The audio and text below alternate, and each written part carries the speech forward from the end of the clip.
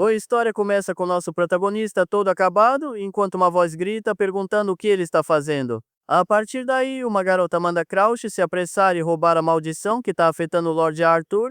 Crouch diz que está no seu limite, mas que vai começar a roubar a maldição agora mesmo. Agora mesmo. Sua energia roxa surge e, junto dela, ele começa a roubar a maldição. Crouch nos é apresentado, ele é considerado um fracasso mesmo tendo nascido na linhagem familiar mais forte. Seus olhos se arregalam enquanto absorve a maldição. Sua habilidade, chamada Capuz Negro, é ativada. A pessoa de quem a maldição está sendo retirada fica surpresa. Essa é uma skill que tem a capacidade de roubar maldições de outras pessoas e transferi-las para si. Voltando a nos apresentar Crouch, ele faz parte da geração Céu Azul, um grupo de heróis que lutam contra a erosão do mundo. Enquanto Lord Arthur, já livre da maldição, recebe uma poção de suas companheiras para se recuperar, Crouch sente uma dor insuportável de joelhos. O Lord Arthur olha para o céu um pouco fraco, mas já se sentindo bem melhor. Diante da situação, um cavaleiro esquelético montado num cavalo demoníaco aparece no céu. O bicho tem uma cara de poucos amigos, com um chifre quebrado e um olho brilhando em azul. Sem perder tempo, ele lança uma bola de fogo gigante nas montanhas. O Lord Arthur parece sem esperança e se pergunta se conseguirão lutar contra o Cavaleiro Azul com tão pouca gente. Logo em seguida, sua espada cai no chão e ele diz que é impossível vencer essa luta. Sem esperanças, Arthur chama Sigrun, a Bella e Mary para perto dele. Todas as garotas o abraçam juntas. Enquanto isso, Crouch se levanta ofegante e chama pelo nome do Lorde. Ele fica muito irritado e se pergunta o que diabos o herói está fazendo. O Lord Arthur, com sangue escorrendo da boca, diz que não tem como ganhar daquilo. De joelhos, Crouch ouve o maior herói da humanidade, Arthur, dizer palavras vazias e desmotivadas, demonstrando total descrença na vitória deles. Mas Crouch fica completamente furioso só de pensar na ideia de desistir. Por causa disso, o Lorde e seu grupo dão as costas para um monte de corpos de seus aliados. Kraus grita com raiva, perguntando quantas pessoas foram sacrificadas só para ele ficar com suas mulheres. Sigrun defende o Lorde, dizendo que ele deu o seu melhor. Ela xinga Crouch, o chamando de lixo que só sabe roubar. Diante da situação, uma das garotas manda nosso protagonista calar a boca. Nosso protagonista fica indignado e responde que ela tem muita coragem para chamá-lo de lixo. Nosso protagonista aponta para o grupo do Lorde e pergunta como eles podem falar isso para quem salvou a vida deles. Ele grita que sem sua habilidade o grupo não teria chegado nem perto de onde está agora. Com um olhar insano, ele se oferece para refrescar a memória deles, começando pela Bella. A garota fica com uma cara de espanto, lembrando do passado. Crouch lembra que ela não podia usar magia por causa de uma maldição que ele teve que roubar. A Bella, uma das bruxas da Torre Mágica e membro da geração Céu Azul, se preocupa com o Lorde. Enquanto ele sofria com a maldição dela, a garota o atacou quando ele foi buscar analgésicos. Logo em seguida, ele se vira para Mary Diana, a lança mais forte do Império. Crouch diz que a atitude dela de ignorar os outros nunca mudou desde aquela época. E a princesa que o chamou de lixo, depois de ele sacrificar seus próprios olhos por ela. Ele a chama de idiota sem cérebro que caía em qualquer maldição e chorava para ele roubá-las. Mesmo depois de ela o ter perseguido na academia por ele ser de outra facção. Nosso protagonista pergunta se ela tem ideia de como ele se sentiu ajudando-a. Apesar de tudo, ele aguentou a humilhação e curou os olhos dela mesmo assim. Lá na academia ele apanhava muito e era chamado de fracassado por não conseguir revidar. Ele fez tudo isso porque ela era da geração Céu Azul e uma das pessoas que salvaria o mundo. A partir daí, ele se pergunta para que serviu ter limpado a bagunça deles o tempo todo. Enquanto ele era só uma vergonha para o reino, um completo fracassado sem talento para lutar. O Lord Arthur diz que se fosse outra pessoa, talvez mais que Crouch deveria ser capaz de salvar o mundo. Nosso protagonista se lembra de como via o Lorde como um grande herói e líder. Ele o viu na linha de frente e decidiu que ficaria ao seu lado para sempre. Por causa disso, ele pergunta por que o herói desiste tão fácil agora que estão no final. O Lorde diz que como o mundo já vai acabar, está tudo bem em falar a verdade agora. Ele revela que o mundo já era e por isso ele vai recomeçar tudo do início. Nosso protagonista fica completamente chocado com a ideia de recomeçar. Arthur confirma e diz que essa não é a primeira vez que ele experiencia a destruição. A partir daí, o Lorde revela que sua habilidade especial é a regressão. E dessa vez ele conseguiu uma técnica para as 3 garotas voltarem, mantendo suas memórias. Crouch entende o plano se todos recomeçarem com a experiência que já ganharam. Arthur diz que vai recomeçar tudo do zero, mas apenas com as 3 garotas. Isso significa que a chance de impedir a destruição na próxima vez será muito maior.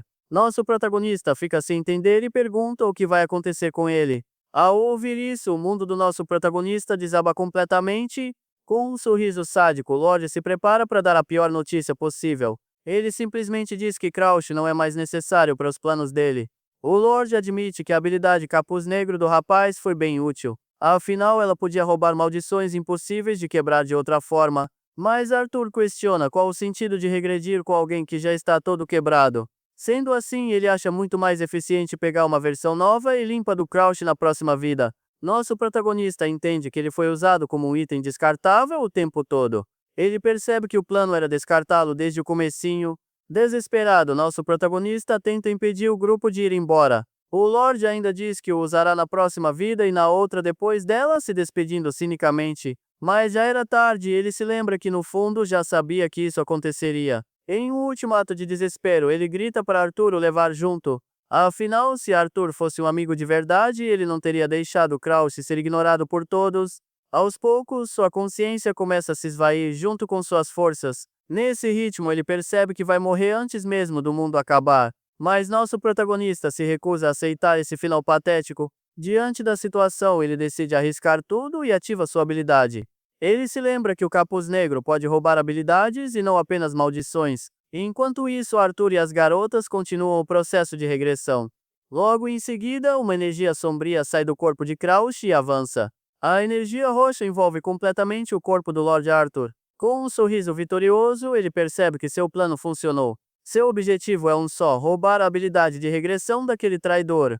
O Lorde fica surpreso e pergunta se nosso protagonista ainda não desistiu. Crouch revela que já viveu inúmeras destruições ao lado dele, e em todas as vezes foi deixado para trás quando se tornou inútil. Dessa forma, ele avisa que agora é a vez de Arthur ser abandonado. Com um sorriso insano, ele concorda que talvez esteja louco mesmo. Ele aponta para o Cavaleiro Azul e lembra que o mundo está destinado à ruína. O Cavaleiro Gigante observa tudo de cima com seu olhar frio e calculista. Arthur fica apavorado com a determinação de Crouch e com o que ele está fazendo. Seus olhos se arregalam ao perceber a loucura nos planos do rapaz. Mas o protagonista não se importa com a opinião daquele traidor. Ele diz que já que Arthur não vai salvar o mundo, ele mesmo fará isso na próxima vida. Ele sente o poder percorrer seu corpo e sua mente começa a viajar no tempo. Com isso, nosso protagonista fecha os olhos e a habilidade de regressão é ativada. De repente, ele abre os olhos, assustado com a mudança repentina de cenário. Nosso protagonista acorda ouvindo um choro de bebê num lugar muito luxuoso. Ele fica confuso sem entender o que está acontecendo ao seu redor. Olhando em volta, ele percebe que está num quarto muito chique e bem decorado. O lugar parece familiar, mas sua memória ainda está um pouco bagunçada. Logo em seguida, ele percebe que voltou a ser criança e está na casa onde morava. A partir daí, nos é explicado sobre a erosão do mundo, um fenômeno que destrói tudo. Uma tela de sistema confirma que a regressão foi completa, ele voltou aos seus 13 anos. Com isso, o ambiente muda, e espécies de outra dimensão invadem o lugar. Dentre essas criaturas existem aquelas que se parecem muito com humanos. Esses monstros terríveis aparecem de diversas formas e tamanhos diferentes. Essas criaturas são conhecidas como os Herodes do mundo e são muito perigosas. Por causa disso, os humanos normais não têm chance e só podem correr e pedir ajuda, mas existem aqueles que lutam de frente contra essa ameaça constante. Esses heróis arriscam suas vidas em batalhas épicas para salvar o mundo. Eles usam magias e espadas para proteger a humanidade da extinção. Esse grupo de elite é chamado de Geração Céu Azul, e nosso protagonista fazia parte dele. Mesmo com um corpo fraco que só selava maldições, ele se juntou à geração. Ao se lembrar de sua vida miserável, ele acorda de volta em sua cama. Sendo assim, ele foi usado como um para-raios de maldições e traído no final. Completamente confuso, ele olha em volta e reconhece aquele como seu antigo quarto. Nosso protagonista estranha a mudança de clima, pois antes era inverno e agora é um verão quente. Ele reconhece o lugar como a Mansão Pinheiro Azul, onde morou quando era criança. Isso significa que sua aposta final de usar o Capuz Negro no ator deu certo. Por causa disso, ele conseguiu de fato roubar a habilidade de regressão. Nosso protagonista fica chocado, mas aliviado com o resultado inesperado. Contudo, ele se pergunta como foi capaz de roubar a habilidade. Muitos pensam que o Capuz Negro é uma skill que pode ser usada livremente, porém ela possui uma falha bem distinta das outras habilidades. Para roubar um alvo com o Capuz Negro, é preciso destravar um cadeado gerado na ativação. Esse cadeado é gerado com base no valor que o dono dá ao seu alvo. Mesmo uma pedra vira um item difícil de roubar se o dono a achar preciosa. Dessa forma, coisas que o oponente valoriza, como skills, são bem mais difíceis de roubar. Quanto maior o valor, mais condições aparecem e mais difícil fica o roubo. Com isso, ele se pergunta o que estava acontecendo com Arthur naquele momento. Ele se lembra que o capuz negro ativou, mas não viu nenhum cadeado aparecer. A ausência de um cadeado significa que Arthur realmente queria se livrar da skill. Lembrando do passado, ele percebe que Arthur ocasionalmente mostrava algo estranho. Nosso protagonista não consegue acreditar que o Rei dos Heróis jogaria fora a regressão. O herói parecia exausto e agia como se salvar o mundo fosse só uma tarefa chata. Sendo assim, para Arthur a regressão não era diferente de uma terrível maldição, por isso ele queria passar suas memórias para as três garotas e seguir em frente. Repetir o mundo fadado à destruição sozinho deve ter acabado com sua sanidade. Dessa forma, eles poderiam regredir juntos enquanto deixavam para trás de novo. O fato de ele ter conseguido roubar a skill com o capuz negro significa algo terrível. Ele foi atingido pela chuva de meteoros do Cavaleiro Azul e com certeza morreu. Isso quer dizer que Arthur ficou preso no mundo em ruínas, sem sua habilidade principal. Crouch diz que pegou a skill que ele queria tanto jogar fora e que devia agradecer. Ele dá uma risada amarga pensando em toda a injustiça que sofreu. Nosso protagonista se lembra de como sempre foi deixado de fora do grupo. Eles nunca se importaram com o sofrimento de um companheiro de equipe. Eles agiam como se absorver maldições fosse fácil, ignorando seu sofrimento. Com lágrimas de raiva, ele se lembra de toda a humilhação que passou. Por causa disso, ele xinga Arthur e diz que o herói teve o que mereceu. De volta ao passado, ele se olha no espelho e vê sua aparência jovem. Ele tem uns 10 anos, é baixo, mas tem músculos decentes para sua idade. Nessa cerimônia, o destino de cada membro da família é decidido. Quanto mais excelente o contratante, maior o nível do deus que o escolhe. Isso é resultado de treinar todo dia para sobreviver na família Walheim. Sendo assim, ele percebe que está na mansão logo após a cerimônia de provação. Como resultado, ele foi expulso da casa principal da família e foi enviado para a mansão Pinheiro Azul, um lugar para os fracassados. Agora ele, o maior fracasso da família, está de volta a esse lugar odiado. Mas nosso protagonista foi uma exceção e, por não ter talento, nenhum deus o escolheu. Contudo, agora ele é o único que sabe sobre o fim do mundo que se aproxima. Olhando pela janela, ele se pergunta se consegue impedir o fim do mundo. Um final que nem mesmo a poderosa geração Céu Azul conseguiu impedir. Ele tem uma visão sombria da destruição que está por vir, com vários monstros. Com raiva, ele soca a janela e decide que não vai ficar choramingando. Afinal de contas, se o mundo for destruído, ele também vai junto. Com um olhar determinado, ele sabe que não existe outra opção a não ser lutar.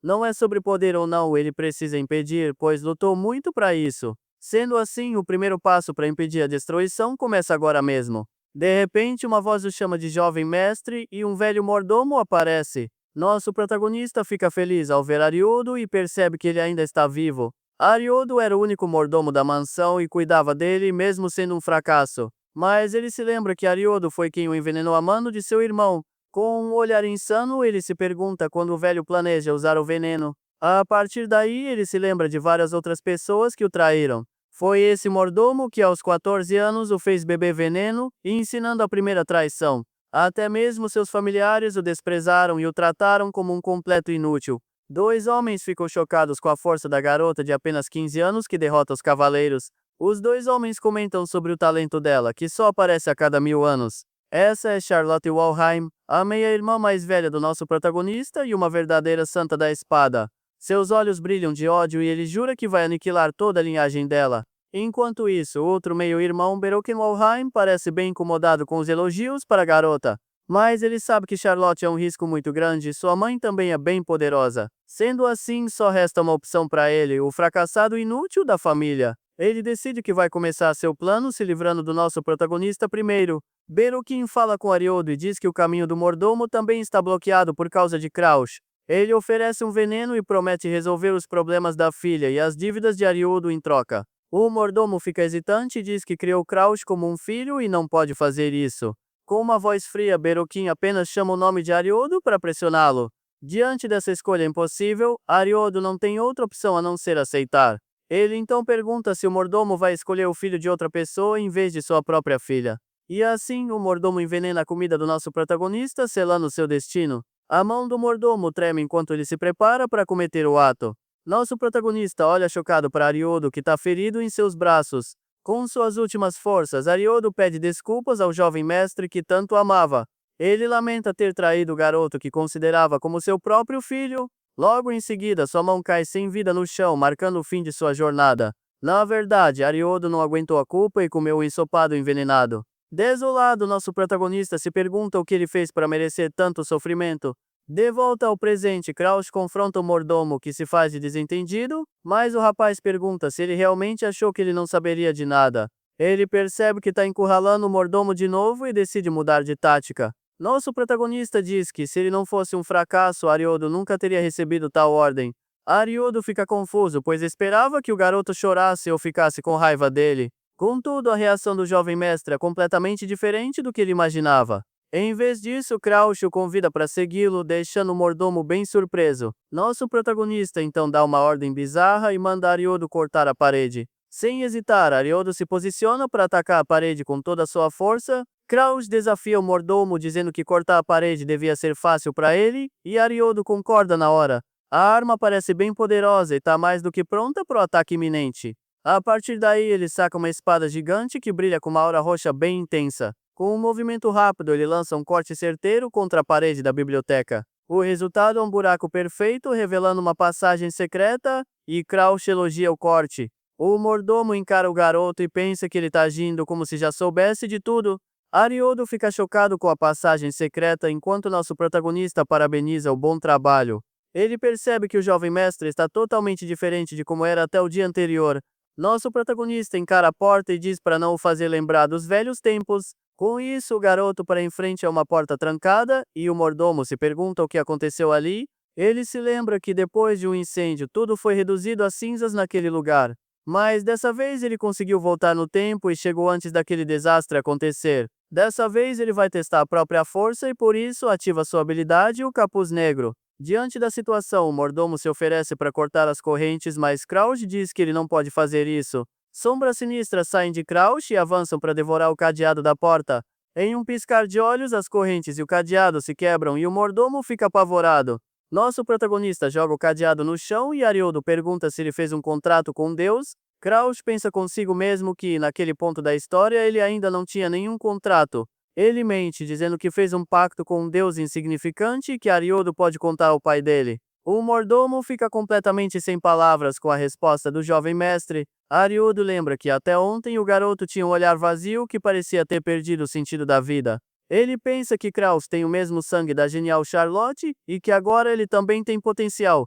Ele acredita que o contrato com Deus mudou o garoto da noite para o dia e que agora ele terá novas skills. Com um olhar determinado, Ariodo range os dentes, parecendo ter tomado uma decisão. Logo em seguida, o mordomo chama pelo jovem mestre para chamar sua atenção. Nosso protagonista percebe que essa é uma das desvantagens da regressão. Com uma reverência, ele jura que não vai contar nada até que o garoto termine o que começou. Por causa de suas ações diferentes do passado, Ariodo também está mudando seu comportamento. Mas a memória do Ariodo que o traiu e morreu em seus braços ainda vive em sua mente.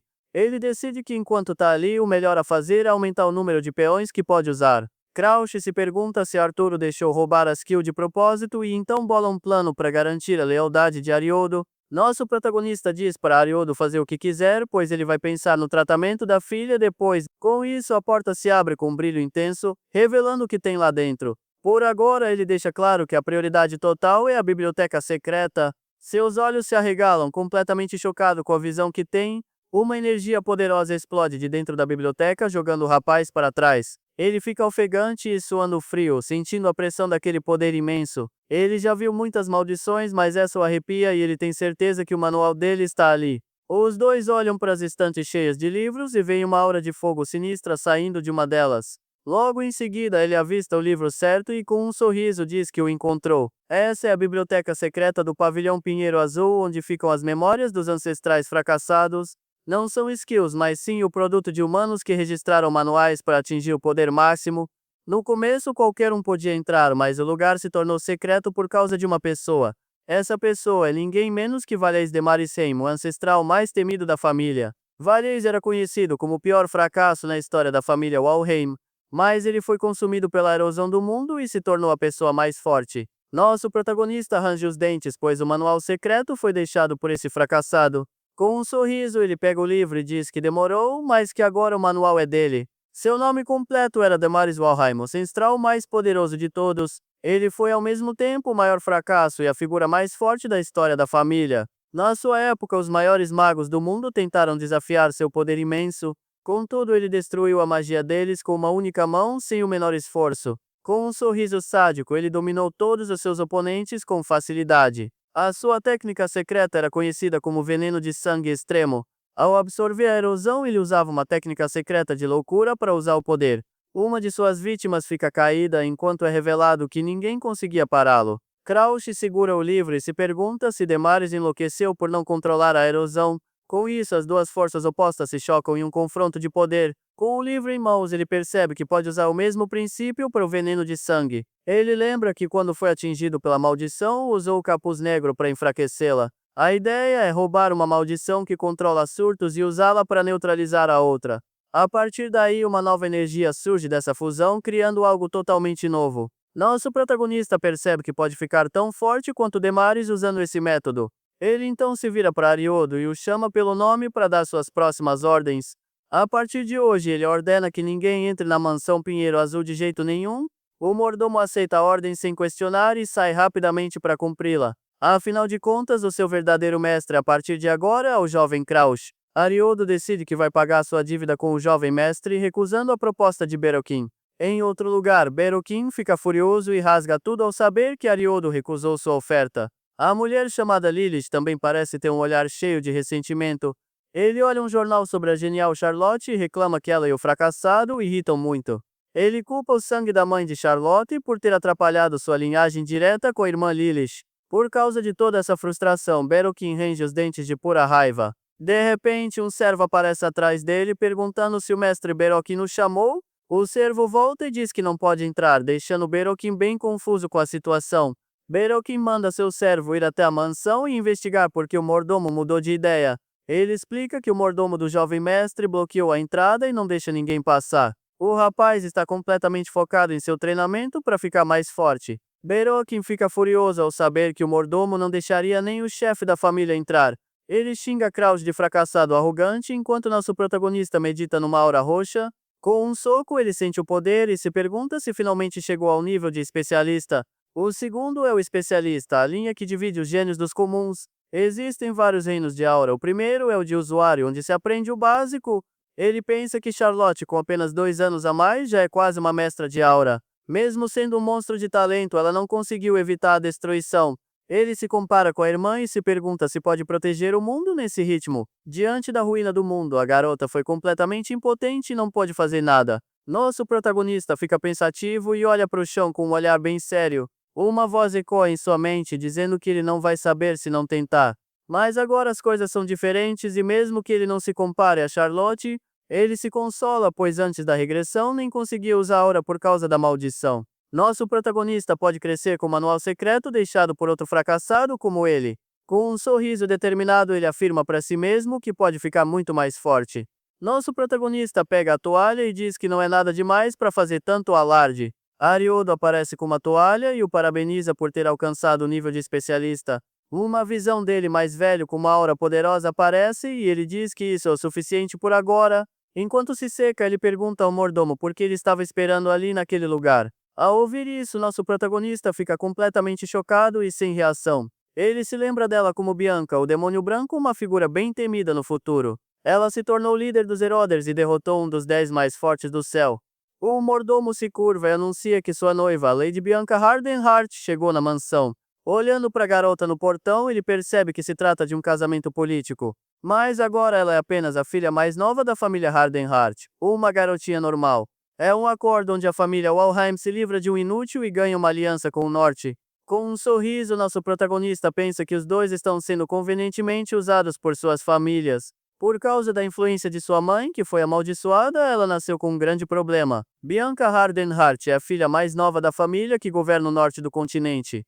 Ele, na verdade, já tinha um assunto para tratar com Bianca e se surpreende que ela veio até ele. Desde o momento do seu nascimento, Bianca foi afligida com uma maldição chamada Boneca de Neve. Por causa disso, Bianca foi tratada com muita frieza dentro da sua própria família. Essa maldição atingiu até sua alma e por isso não podia ser quebrada por métodos normais. Como uma criança amaldiçoada que nasceu em troca da vida da mãe, a situação dela era bem triste. Pensando nisso, nosso protagonista se pergunta se a garota o odiava por alguma razão. Ele espera que isso não atrapalhe seu plano de roubar a maldição dela para si mesmo. Nosso protagonista agradece o mordomo enquanto seca o suor do seu treinamento intenso. Afinal, a boneca de neve é a maldição que ele precisa para controlar o veneno de sangue extremo. Ele manda Ariodo levar a garota para dentro da mansão e pedir para ela esperar um pouco. A partir daí, uma memória de 5 meses atrás mostra Crouch tratando Bianca bem mal. Sem dizer uma palavra, ela simplesmente se vira e vai embora da sala. Ele gritou com ela, mandando sair e dizendo que ela só estava interessada no poder da sua família.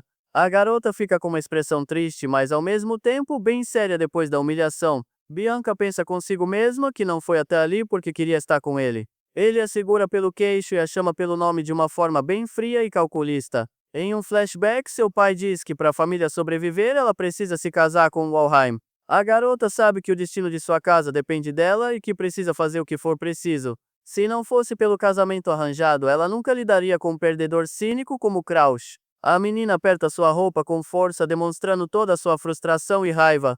Por causa disso, ela decide que é ela quem está rejeitando o noivado, e não o contrário. De volta ao presente, nosso protagonista se lembra de como foi idiota e solta um opa. Bianca fica completamente sem reação com a mudança repentina de atitude do rapaz. Com um sorriso, ele se desculpa pelo chá quente e diz que vai ter uma palavrinha com as empregadas. Nosso protagonista então a convida para um passeio no jardim para relaxar um pouco. Ele pede para Ariodo levar biscoitos de macadâmia, e a garota o segue em silêncio. Crouch diz que a viagem dela deve ter sido longa e que eles deviam se ver mais vezes. A garota o encara com um olhar sério e desconfiado, sem dizer mais nenhuma palavra. Bianca diz que para alguém como ele, o seu tom soa mais como um superior do que como um noivo. Ela pensa que algo está errado, pois ele parece outra pessoa e ela nunca disse que gostava de biscoitos. Ela o questiona diretamente, perguntando se ele é mesmo o verdadeiro Crouch. Os dois se encaram por um momento e um clima de tensão surge entre eles. Enquanto isso, Crouch admira a paz do jardim e a garota começa a fazer uma pergunta. Nosso protagonista então estende a mão e toca no cabelo da garota, que fica um pouco surpresa. Bianca fica completamente apavorada ao sentir a intensa sede de sangue que vem dele. Com uma aura sinistra, ele pergunta se parece tão diferente de como era antes. Com medo, ela se desculpa na hora enquanto nosso protagonista percebe que exagerou um pouco. Ele pensa que suas memórias são confusas, mas que existe uma coisa que ele nunca esqueceu. O que lhe lembra perfeitamente é a expressão que estava no rosto de Bianca. Era a mesma cara que ela fez no dia em que acabou morrendo no pavilhão do Mar do Norte, não? Diante da situação, ele inventa uma desculpa e diz que fez um contrato com um deus. Bianca acredita na história e parabeniza nosso protagonista por sua grande conquista. Nosso protagonista aproveita o momento e diz que tem uma proposta para fazer a Bianca, que fica bem surpresa.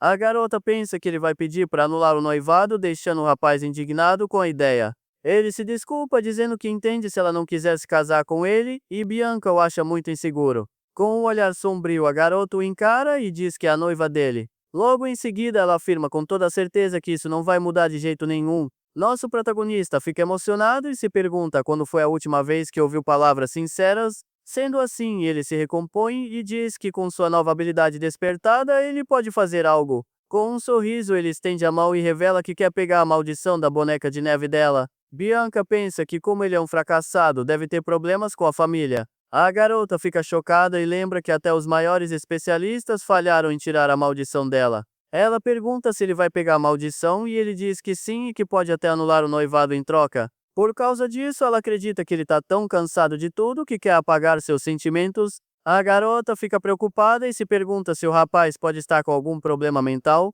Ela se lembra de um mago dizendo que quando alguém chega ao limite, a mente da pessoa adoece. Esse mago explicou que a pessoa pode se tornar outra ou até mesmo tentar algo contra si mesma. A garota se lembra que o mago disse que esses momentos são perigosos e sinais de um fim.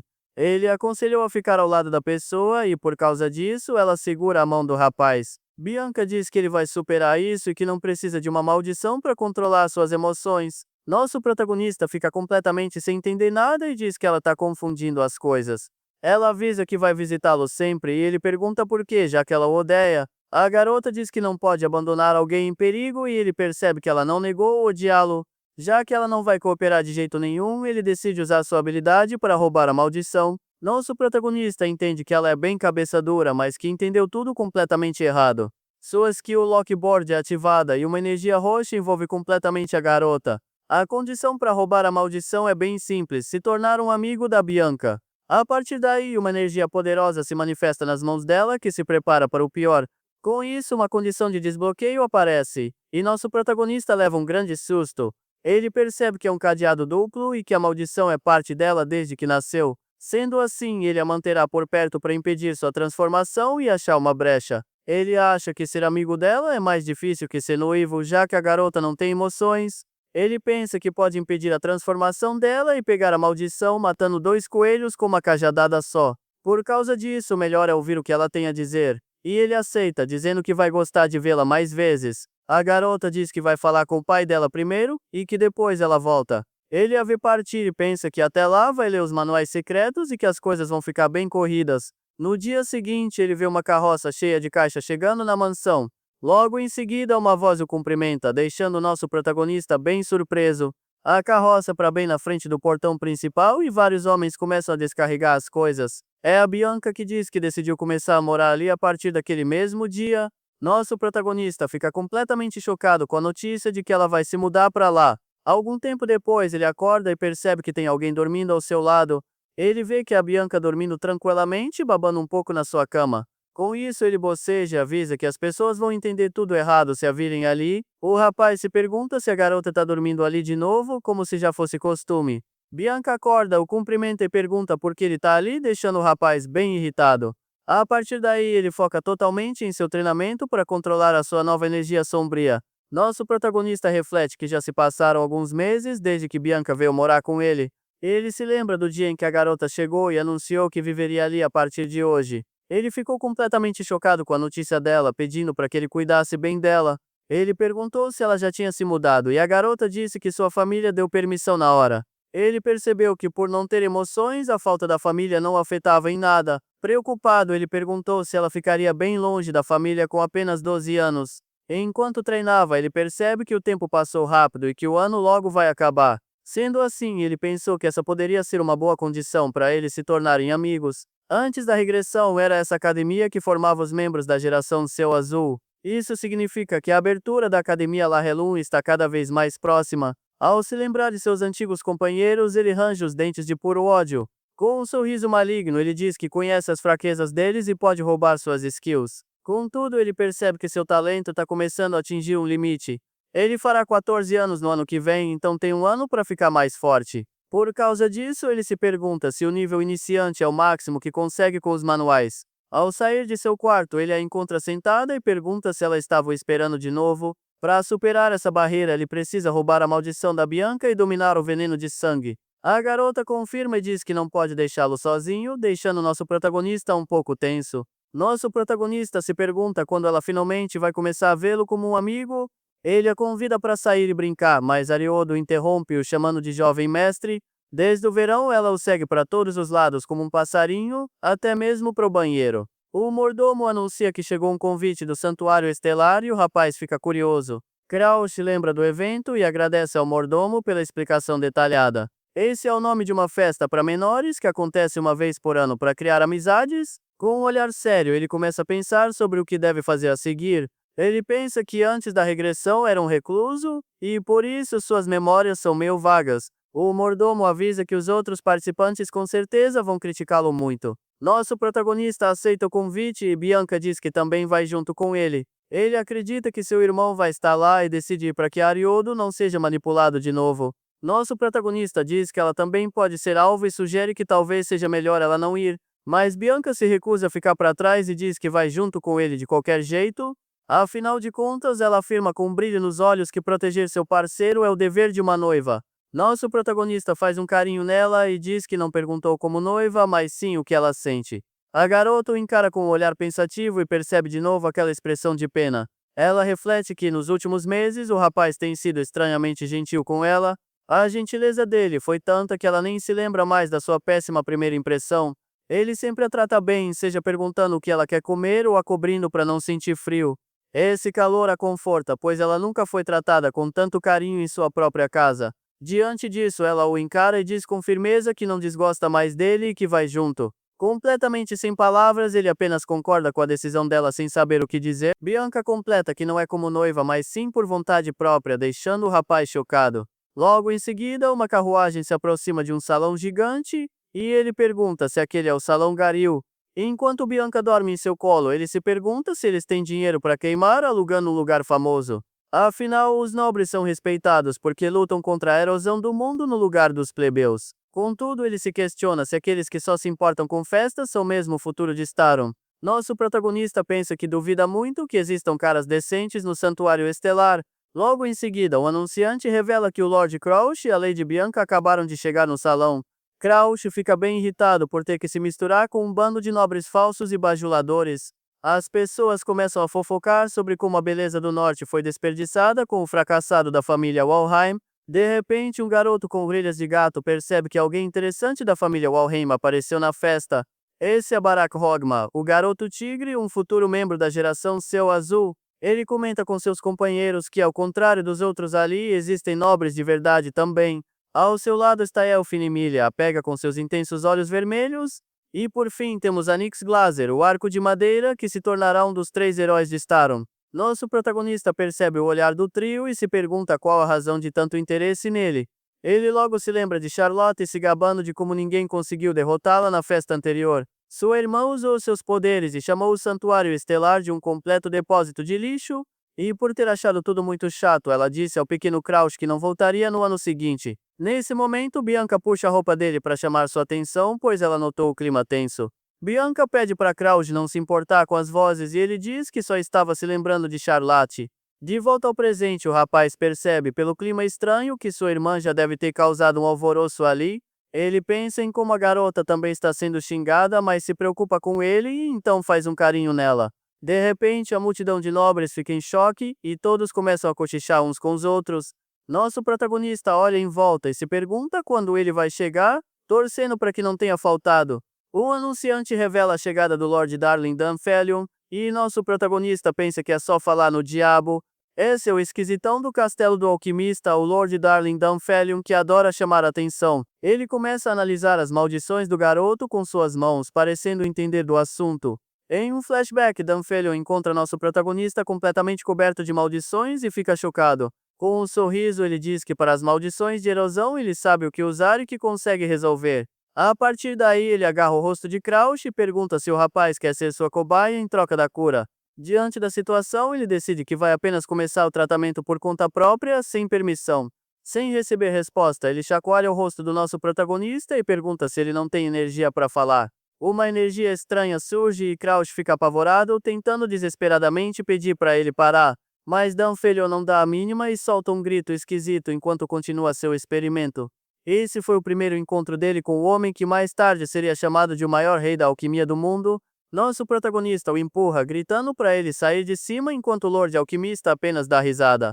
De volta à festa, Dunfelion cumprimenta a todos enquanto as pessoas comentam que ele se atrasou de propósito para chamar atenção. Nosso protagonista pensa que não tinha como um exibido como aquele perder uma festa cheia de gente para bajulá-lo. A partir daí, ele chama Bianca e entrega umas flores, pedindo para ela esperar um pouco ali. A garota concorda com a boca cheia de comida, fazendo uma cara bem fofa e obedecendo o pedido dele. Logo em seguida, nosso protagonista se aproxima, e Dunfelion se pergunta quem é aquele garoto se aproximando. Anix Glaser o reconhece e diz que é Crouch Walheim, e o alquimista sente que já o viu antes. Elfin Emilia comenta que ele se parece muito com a irmã Charlotte, o que chama a atenção de todos. Dunfelion fica super animado e corre para perguntar se ele é mesmo o irmão mais novo da Charlotte. Dunfelion revela que soube que o garoto tem andado investigando os Zero Orders do mundo ultimamente.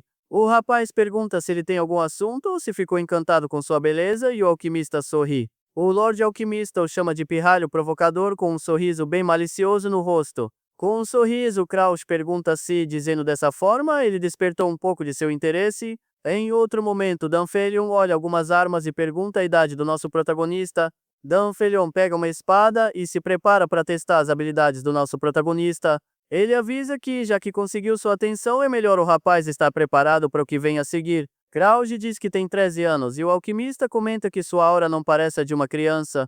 Com um sorriso, Dunfelion o encara e diz para ele ir em frente e falar o que quer. Seus olhos se arregalam ao perceber que aquilo não era uma simples brincadeira de criança. Do nada, o alquimista joga uma espada e nosso protagonista a pega no ar completamente surpreso. O rapaz pensa que por dentro já é um adulto e por não ter muito tempo quer ir direto ao ponto. Ele grita com raiva, perguntando o que diabos o Lorde Alquimista está fazendo de repente. Por puro instinto, ele usa a espada para bloquear um ataque rápido e inesperado de Danfelion. Nosso protagonista fica bem irritado com a situação e pensa que aquele cara é um pé no saco. Danfelion diz que finalmente conheceu o irmão de Charlotte e só queria testar suas habilidades primeiro.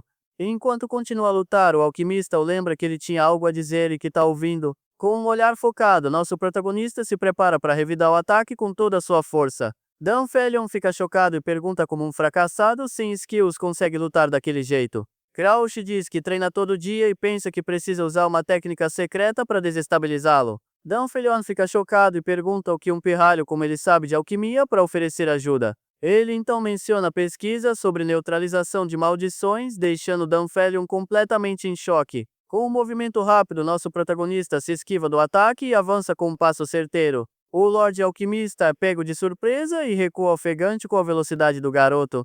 Crouch explica que a pesquisa dele é sobre neutralizar maldições com outras maldições. Com uma aura sombria, nosso protagonista diz que vai ajudar na pesquisa dele. Ele completa dizendo que para ser um alquimista de primeira classe, Danfelion precisa provar essa teoria. O Lorde Alquimista para de lutar e fica pensativo enquanto segura sua espada com um olhar intrigado. Ele revela que fará isso com sua habilidade especial que pode roubar qualquer tipo de maldição. Danfelion fica completamente apavorado ao ver a aura e se pergunta como um fracassado tem skills. Com um sorriso ele percebe que se o que Crouch diz for verdade, essa é a chance perfeita. Ele poderia provar a teoria de oferta e demanda e neutralização de maldições e pergunta o que quer em troca. Danfelion brinca se ele quer ser seu namorado e Crouch diz que vai precisar de remédios para as maldições que vai pegar. Nosso protagonista pensa consigo mesmo que só roubar habilidades não vai ser o suficiente para vencer. Afinal, nem mesmo a poderosa geração Céu Azul com suas skills extraordinárias conseguiu evitar a destruição. Por causa disso, um fracassado como ele não tem outra escolha a não ser usar todos os meios possíveis. Ele reflete sobre como a família tem uma gênia esmagadora e um excêntrico completamente maluco. Danfelion pensa que ouviu dizer que o garoto tinha perdido a motivação por causa da irmã, mas parece que não é bem assim. A partir daí, ele se recompõe e pergunta se pode fazer uma pergunta ao nosso protagonista. Com o rosto corado, o Lorde Alquimista fica todo agitado e pensa que eles são uma bela dupla de irmãos. Danfelion então questiona se o rapaz pretende ir para a recém-inaugurada Academia La Relum. Com um sorriso sinistro e uma aura sombria, Crouch responde que é mais do que óbvio que ele vai. O Lorde Alquimista fica todo animado e nosso protagonista pensa que a academia está cheia de skills para ele roubar. Sendo assim, Danfelion aceita o acordo e diz que o lugar ao lado dele está vago e o rapaz pensa que ele não mudou nada. Contudo, nosso protagonista diz que além disso tem mais uma coisa que ele gostaria de pedir. Ele o questiona sobre a doença da descoloração que deixa a pele azulada e preta e leva à morte. Crouch então simplesmente ordena que o Lorde Alquimista crie uma cura para essa doença incurável. Danfelion grita que é impossível e o rapaz pensa que foi ele mesmo quem a completou no futuro. Ele fecha o punho com força, demonstrando toda a sua convicção na frente do Lorde Alquimista. Com um olhar determinado, nosso protagonista mantém sua expressão séria e focada no seu objetivo. Danfelion diz que ouvir aquilo realmente fere o seu orgulho e mostra um sorriso. Com total confiança em suas palavras, ele encara Danfelion e diz que sabe que ele pode fazer isso. Com isso, os dois selam o acordo com um soquinho, como se fossem velhos amigos. Sendo assim, o Lorde Alquimista se despede e diz para procurá-lo na mansão quando a cura estiver pronta. Mas antes de ir embora, ele pergunta se nosso protagonista gosta da Charlotte, e o rapaz fica todo sem graça. Nosso protagonista fica confuso e o alquimista pergunta por que ele ofereceu o lugar de namorado ao seu lado. Com o rosto todo corado, Danfelion se aproxima e revela que também gosta de homens. Ele completa dizendo que não tem problema se for homem ou mulher e o nosso protagonista fica em choque. Nosso protagonista grita que ele não é e sai correndo desesperado pelo salão. Enquanto foge, ele se lembra que Danfelion sempre foi um cara bem esquisito. Parando no meio do salão, ele olha para trás e percebe que finalmente conseguiu despistá-lo. Logo em seguida, seu rosto fica sério ao perceber uma confusão acontecendo no meio da festa. De repente, um nobre aleatório agarra o braço de Bianca com força. A garota chama pelo nosso protagonista enquanto tenta se soltar do aperto do rapaz. Seus olhos brilham com uma luz fria, mostrando toda a sua irritação com a situação. O nobre voa longe com o impacto do chute e cai no chão, completamente atordoado. Caído no chão, ele reclama de dor enquanto nosso protagonista o encara com ódio. Sem pensar duas vezes, nosso protagonista voa com um chute certeiro direto no rosto do agressor. Com uma aura sombria, ele pergunta o que diabos o nobre achava que estava fazendo. O agressor fica completamente apavorado com a reação do nosso protagonista. Ele repete a pergunta com mais raiva ainda por tentarem levar sua noiva à força. Nosso protagonista grita que ele tentou colocar as mãos numa garota de 12 anos. Ele o chama de lixo e o nobre, desesperado, tenta negar a acusação. Com medo, ele revela que só estava seguindo as ordens da princesa Cláudia. Nosso protagonista fica completamente chocado ao ouvir o nome Cláudia Starum. O nobre confirma que a princesa mandou trazê-la, mas como ela resistiu, ele usou a força. Nosso protagonista olha para Bianca que está parada observando tudo em silêncio. Por ser a filha mais nova amaldiçoada, ela sempre foi desprezada pela nobreza. A princesa só se envolve com seus servos leais e por isso ele acha estranho ela chamar. Com um olhar pensativo, ele percebe que tem algo muito errado nessa história. Ele sente que a situação é bem mais complicada do que parece à primeira vista. Ele percebe que existe outra conexão por trás de todo aquele plano estranho. Com um sorriso, ele se lembra do verdadeiro mandante por trás daquela confusão. O nome que vem à sua mente é Kilmianix, o cara que vivia perseguindo sua irmã. Depois de apanhar da Charlotte na festa, a Anix a odiava, mas ao mesmo tempo a admirava muito. Como ele não podia vencer a irmã, ele decidiu mirar no alvo mais fácil, o nosso protagonista. Nosso protagonista solta uma risada debochada com a simplicidade daquele plano. Contudo, ele fica bem irritado ao pensar que a Anix ousou envolver a Bianca nisso tudo. Nosso protagonista então diz para o nobre que ele irá, mas o rapaz fica sem entender nada. Ele revela que em vez da princesa ele vai se encontrar com Anix, deixando o nobre confuso. O rapaz diz que o nobre serve a princesa, mas nem sabe de quem segue ordens e que sua intuição é péssima. A partir daí, ele pega a mão de Bianca e a chama para ir embora, deixando o nobre para trás. Sendo assim, os dois caminham juntos pelo salão, se afastando da confusão que aconteceu ali. Enquanto caminham, nosso protagonista pergunta a Bianca por que ela se recusou a ir com o nobre. Ele já sabia quem era o mandante de tudo por causa de suas memórias antes da regressão. Mas ele se pergunta por que Bianca, com apenas 12 anos, desobedeceu uma ordem da realeza. Com um olhar baixo, Bianca revela a razão pela qual não obedeceu à ordem da princesa. Sendo assim, ele faz um carinho na cabeça dela e a parabeniza pelo bom trabalho.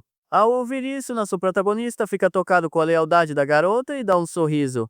Ela explica que ficou esperando porque nosso protagonista pediu para ela não sair de perto dele. Ao chegarem numa porta, eles encontram um garoto com orelhas de gato se espreguiçando.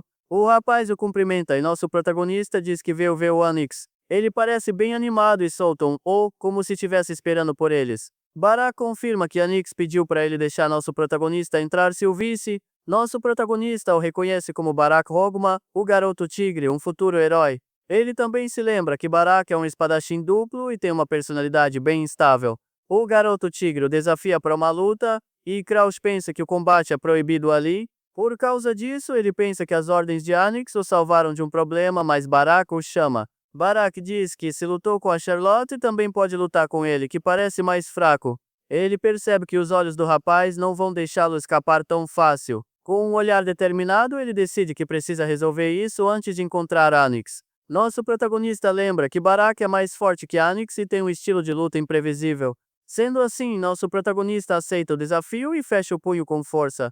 Ele desvia para o lado e prepara um contra-ataque certeiro contra o garoto tigre. Barak avança com um ataque rápido e nosso protagonista se esquiva no último segundo. Com um passo firme, ele se posiciona para atacar com toda a sua velocidade. Logo em seguida, ele acerta um soco poderoso bem no estômago do seu oponente. Seu olhar fica completamente focado enquanto ele desfere o golpe com precisão. Essa técnica é conhecida como golpe instantâneo e pega o oponente de surpresa. O garoto tigre voa para trás com impacto e cai no chão sentindo muita dor.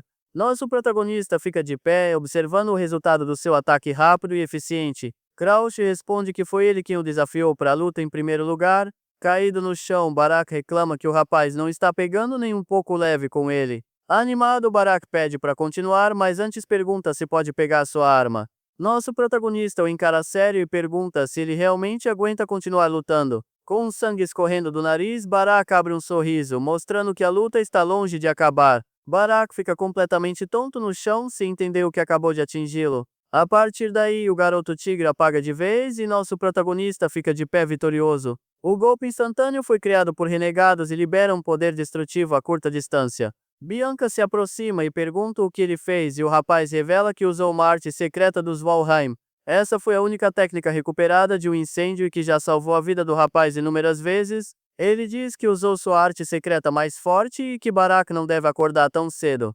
Mesmo nocauteado, o garoto tigre concorda com Crouch enquanto ele chama Bianca para entrar. Ao ver o amigo no chão, Anix grita o nome de Barak e o casal se vira na mesma hora. Em uma sacada, Anix e outra garota observam a cena lá de cima com uma cara nada boa. O rapaz parece surpreso e diz que não esperava que nosso protagonista fosse derrotar o garoto tigre. Crouch o questiona e pergunta se não era por isso que ele deixou o amigo esperando na porta. Ele revela que sabe que Anix usou a princesa para atraí-lo e que agora veio encontrá-lo. Anix fica curioso e pergunta como ele descobriu e diz que os rumores sobre ele estão errados. Nosso protagonista confirma que é um fracassado, mas que se Anix perder para ele, as coisas mudam. Com uma aura sombria, ele avisa que os boatos vão ser outros, pois ele vai roubar suas skills. Anix apenas o escuta com um sorriso no rosto, sem dizer uma única palavra para o rapaz. Crouch encara Anix e diz que o rumor de ser um fracasso é verdade, mas se ele perder, a história vai mudar. Esse é Anix Glazer, um dos futuros heróis e antigo companheiro do nosso protagonista. Nosso protagonista sabe que Anix só o via como um amigo porque ele era útil para seus planos, e essa utilidade toda era pelo pior motivo possível, como ele se lembra em um flashback. Os dois estiveram juntos desde a academia até a geração Céu Azul, mas a amizade deles não era real. Em meio a uma batalha, ele percebe que todos os seus companheiros foram derrotados. Desesperado, ele grita por Anix, que tá logo ali em cima, observando tudo de longe. Por causa disso, ele decide que se for o único sobrevivente, ninguém vai saber da verdade.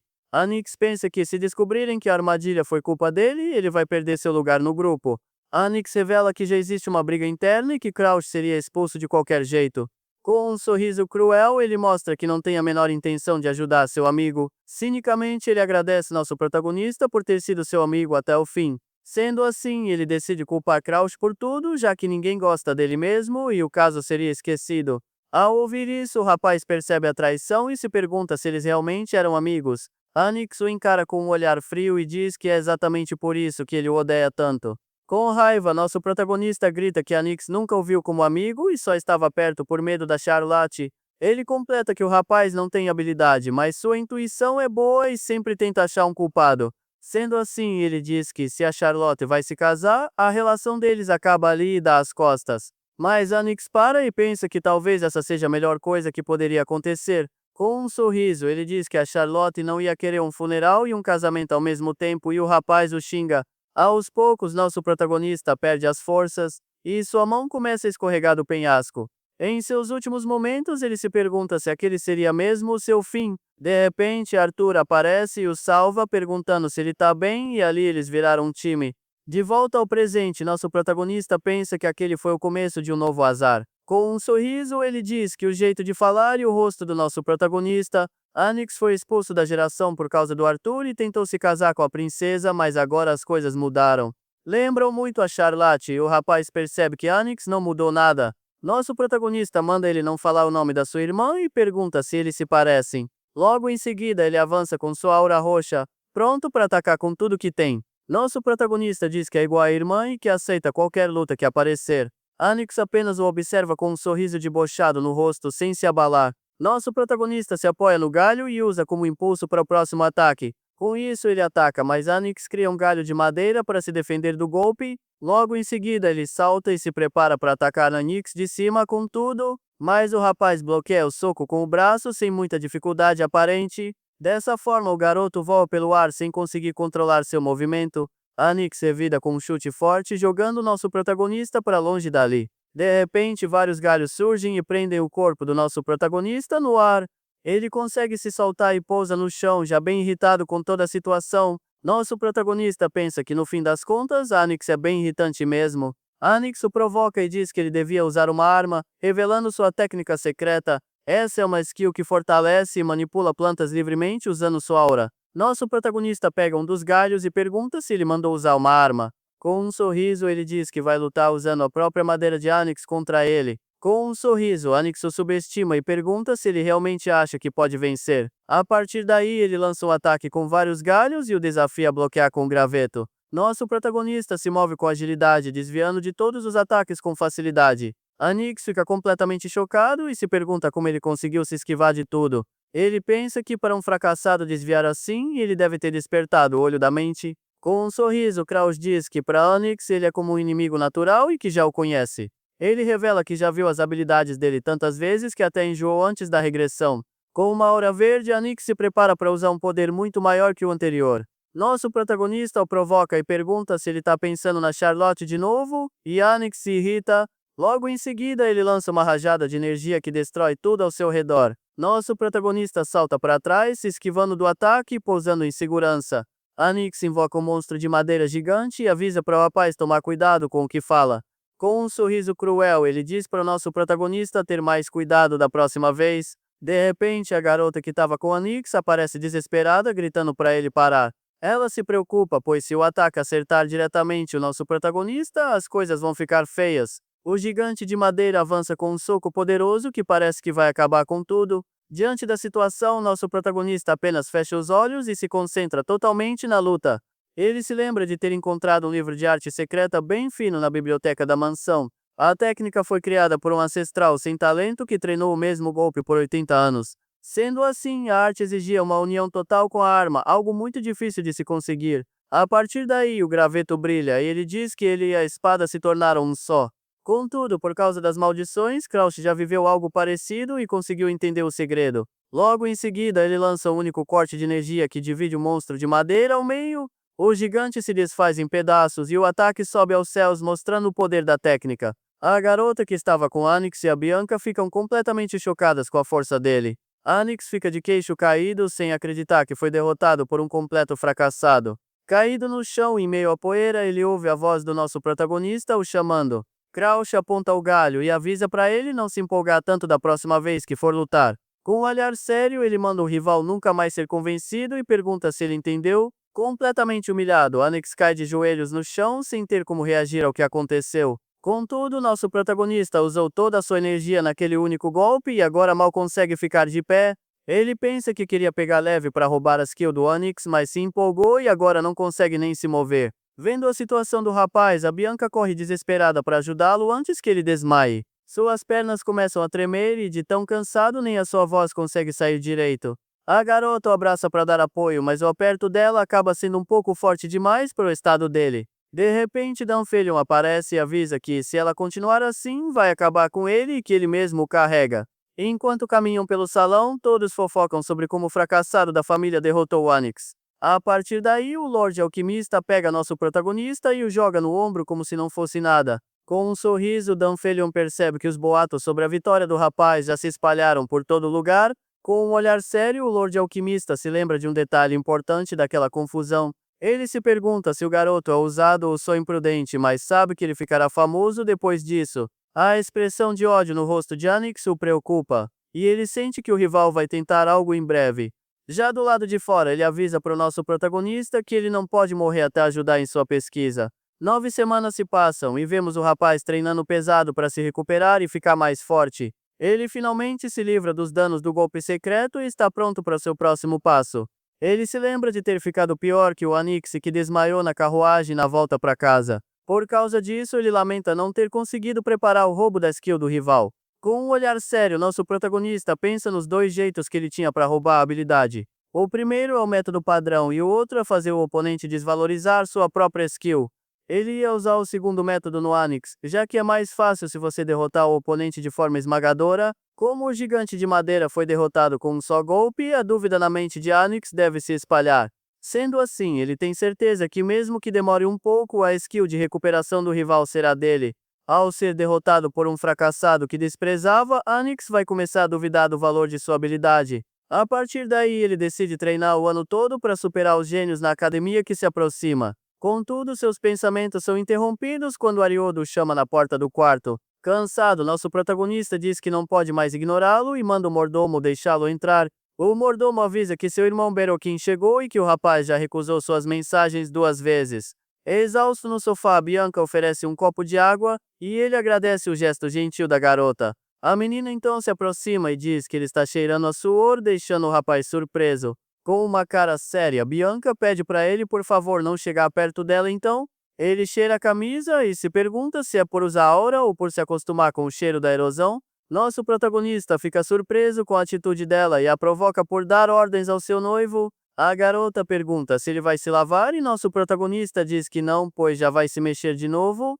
Ele pensa que a garota cresceu e agora está se impondo mais do que antes. Com isso, ele começa a correr atrás dela brincando e perguntando se ela consegue escapar dele. Mas ele sabe que as pessoas que conhecia antes da regressão o olhariam com frieza agora. Ele reflete que vê a Bianca como uma irmã mais nova e por isso gosta de provocá-la.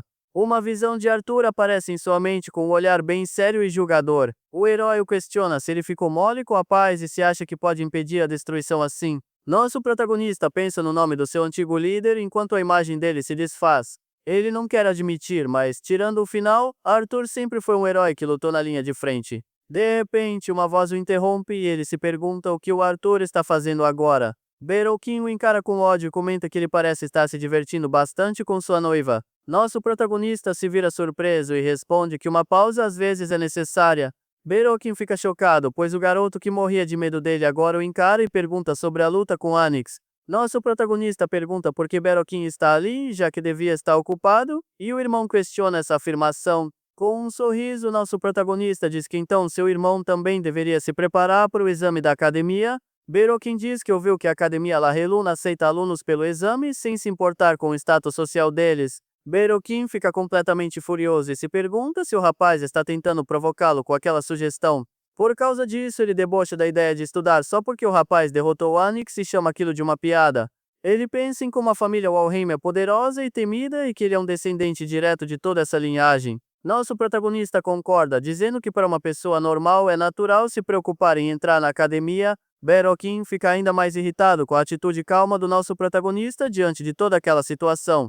Sendo assim, ele revela que o verdadeiro motivo de sua visita é para entregar uma ordem direta para o rapaz. Com um sorriso, Berokin diz para não se preocupar, pois ele será o guardião dele e o provoca sobre ter medo. A ordem é para ir ao Monte Gerilac parar a erosão, e Crouch fica chocado pois as missões só começam aos 15 anos. Nosso protagonista entende que o plano é testar sua habilidade e mantê-lo sob controle e então aceita ir. Ele pensa que já está mais acostumado com a erosão do que com a paz e que tem um plano mesmo se for uma armadilha. Bianca o vê de saída e pergunta onde ele vai. E o rapaz avisa que é sobre a erosão e que ela não deve segui-lo. A garota o encara com um olhar confuso e questiona a ordem dele como se não fosse obedecer de jeito nenhum. Berokin fica todo sem graça e nosso protagonista diz que é um absurdo mandar um garoto para a erosão do mundo. Nosso protagonista encara seu irmão com um olhar sério e desafiador, pronto para o que vier a seguir. Com isso, ele puxa Bianca e diz que ela é sua noiva e que o irmão não levaria a sério as palavras de uma criança. Diante da situação, Berokin fica completamente furioso e range os dentes de ódio com a atitude do rapaz. Sem dizer nada, ele apenas dá as costas e vai embora enquanto nosso protagonista observa se afastar. A partir daí, ele faz um carinho em Bianca e a parabeniza, mas a garota diz que não fez nada demais. Com um sorriso, nosso protagonista diz que tá tudo bem se ela não estiver ciente do que acabou de fazer. A garota o encara com um olhar preocupado e pede para ele por favor não desmaiar de novo como da última vez. Com um gesto confiante, ele se despede e sai andando enquanto Bianca observa partir para a missão. Por causa disso, formas de vida corrompidas e bem perigosas começam a surgir nesses locais afetados. Além dos monstros bizarros, em alguns casos, o próprio terreno do lugar acaba sofrendo uma mutação. A partir daí, nos é explicado que a erosão do mundo é um fenômeno que invade a realidade com outra dimensão. E se a erosão avançar muito, a área pode se transformar numa dimensão separada, com um pântano no Monte Gerilac. O cavaleiro completa que Berokin é um especialista avançado e que derrotar o Lorde da Erosão será fácil. Um dos cavaleiros diz que a erosão é de 3 estrelas e que a purificação começa quando o Lorde chegar.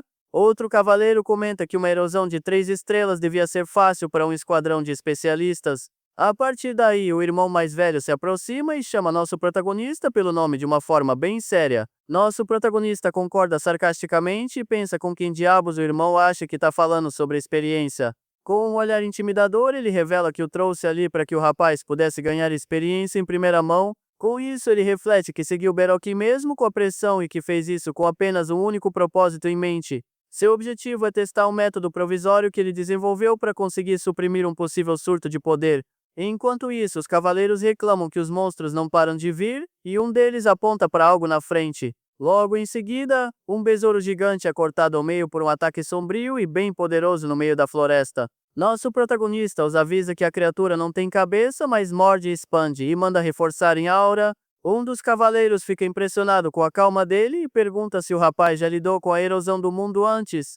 Berukin ri e se pergunta por que o pirralho inútil tá tão confiante se mal entrou na zona de erosão. Crouch responde que tem apenas 13 anos e que seria bem estranho se ele já tivesse enfrentado algo assim.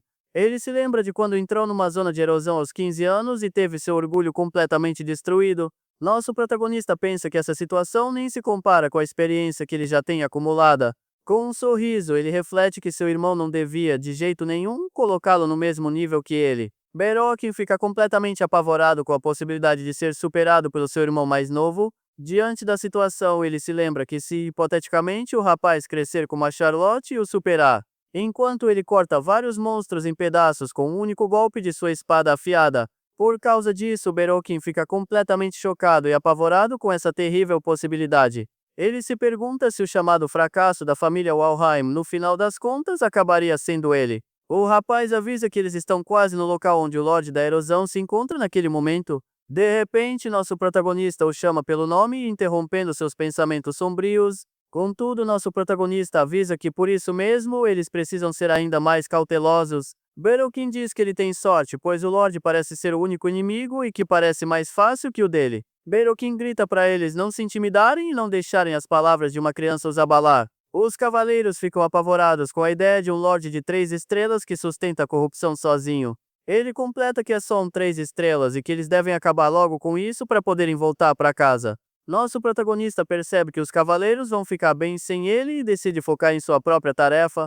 De repente, seu olho se arregala e ele sente a presença da erosão do mundo de uma forma bem intensa. Ele reflete que desde que dominou o veneno de sangue extremo, sua percepção ficou bem mais afiada. Seus olhos se arregalam com a dor intensa e ele sente o poder percorrendo todo o seu corpo. A partir daí, ele decide que só resta ingerir a energia e a absorve de uma vez só.